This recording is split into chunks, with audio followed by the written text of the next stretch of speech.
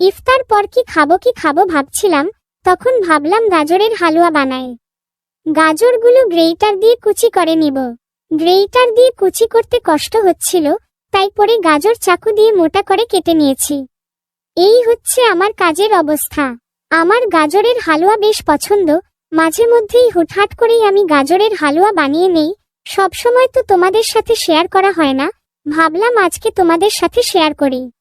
আজকে ডিটেলসে recipe share করব না, অন্য এক সময় শেয়ার করব।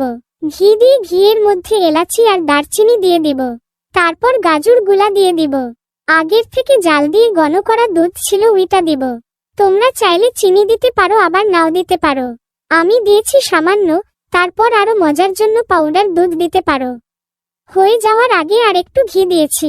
আমার গাজরের হালুয়া বানানো তো শেষ, কখন খাবো আমি তো খুবই এক্সাইটেড। ডিপ ফ্রিজে রেখে দিব তাড়াতাড়ি ঠান্ডা হওয়ার জন্য।